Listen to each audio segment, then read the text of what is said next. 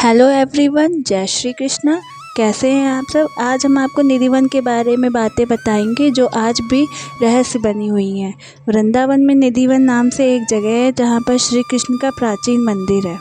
इस मंदिर और वन के बारे में कई तरह की जनश्रुति प्रचलित है। कहते हैं कि यहाँ पर श्री कृष्ण रोज आते हैं और रात में रास लीला करने के बाद यहीं पर शयन करते हैं और सुबह होते ही चले जाते हैं। आइए जानते हैं इस अचरज भरी बातों का रहस्य। निधिवन के मंदिर में शयन आरती करने के बाद सभी श्रद्धालुओं को बाहर निकालकर मंदिर और निधिवन क्षेत्र को करीब 7 तालों से बंद कर दिया जाता है। ताला बंद करने के पहले मंदिर में गर्भगृह में भगवान के लिए नीम की दातून, बान का बीड़ा, लड्डू और श्रृंगार का सामान रख दिया जाता है।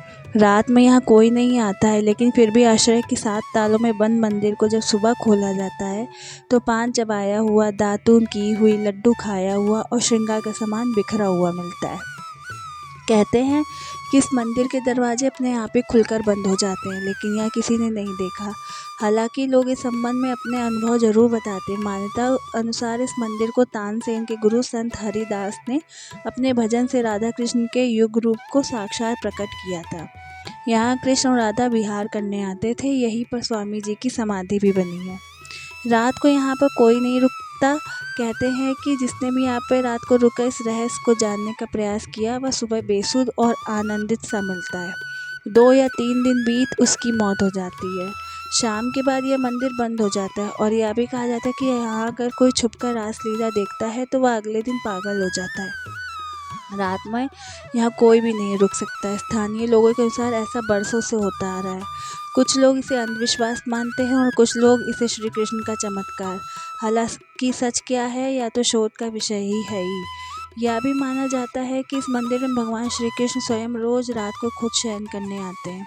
उनके सोने के लिए मंदिर को पुजारी रोज पलंग लगाते हैं और जिस पर साफ सुथरी गद्दी व बिस्तर के ऊपर चादर बिछाते हैं। पान का बीड़ा, लड्डू और दातून के साथ ही श्रृंगार का सामान रखते हैं। लेकिन कहते हैं कि जब मंदिर खुलता है तो उस बिस्तर की हालत देखकर सभी अचंभित हो जाते हैं, क्योंकि उसे देखकर लगता है कि यहाँ कोई सोया था।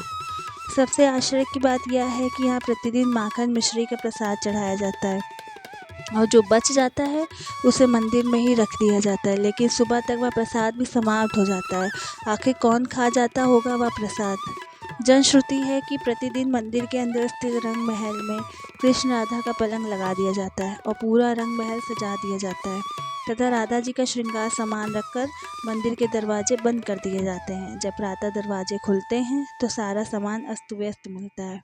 मानता है कि रात्रि में राधा कृष्ण आकर इस सामान का उपयोग करते हैं। कहते हैं कि यहाँ तुलसी के 2 पौधे एक साथ लगे हैं। रात के समय जब राधा और कृष्ण रास रचाते हैं तो यही तुलसी के पौधे गोपियाँ बनकर उनके साथ नाचती हैं। इन तुलसी का एक भी पत्ता यहाँ से कोई नहीं ले जा सकता। जिसने भी गुपचुप या कार्य किया है वह भारी आपदा का शिकार हो जाता है। इस मंदिर के परिसर में उगने वाले पेड़ भी अजीब हैं। यहाँ के पेड़ की शाखाएं नीचे की ओर बढ़ती हैं। यह भी श्रुति है कि रात में ये सभी पेड़ गोपियाँ बनकर श्री राधा और कृष्ण के साथ नाचते हैं और सुबह होते ही पुनः पेड़ बन जाते हैं। इन सभी पेड़ों को ही गोपियाँ माना जाता है। श्रीमद् भागवत के 10वें स्कंद में रास पंचायती में भगवान श्री कृष्ण द्वारा शरद पूर्णिमा को यमुना पुलीन में गोपिकाओं के साथ महारास के बारे में बताया गया। आज भी शरद पूर्णिमा पर निधिवन में होती है विशेष रासलीला, लेकिन कोई इसे देख नहीं सकता, बस महसूस कर सकता है। कहते हैं कि निधिवन के आलिंगनबद्ध पेड़ दरअसल यही रास रत गोपी कृष्ण है जो प्रातः होते ही पेड़ बन जाते हैं और रात्रि के नीरव में रास करने लगते हैं। यहाँ के आसपास के अधिकतर घरों में खिड़कियाँ नहीं हैं। जिनके घरों में हैं वे शाम की आरती के बाद खिड़कियाँ इस डर से बंद कर देते हैं कि कोई मंदिर की दिशा में देखे नहीं, अन्यथा वह अंधा हो जाएगा। इसी कारण रात्रि 8 बजे के बाद पशु पक्षी, परिसर में दिन भर दिखाई देने वाले बंदर, भक्त, पुजारी इत्यादि सभी यहाँ से चले जाते हैं और परिसर के मुख्य द्वार पर ताला लगा दिया जाता है। उनके अनुसार यहाँ जो भी रात को रुक जाते हैं वह सांसारिक बंधन से मुक्त हो जाते हैं और जो मुक्त हो गए हैं उनकी समाधियाँ परिसर में ही बनी हुई हैं। इसी के साथ गाइड यहाँ पे ये भी बताते हैं कि निधिवन में जो 16,000 आपस में गुदे हुए वृक्ष आप देख रहे हैं वही रात में श्री कृष्ण की 16,000 रानियाँ बनकर उनके साथ रास रचाती हैं। रास के बाद श्री राधा और श्री कृष्ण परिसर के ही रंग महल में विश्राम करते हैं। सुबह 5:30 बजे रंग महल का पट खुलने पर उनके लिए रखी गई दातुन गीली मिलती है और सामान बिखरा हुआ मिलता है, जैसे कि रात को कोई पलंग पर विश्राम करके गया हो।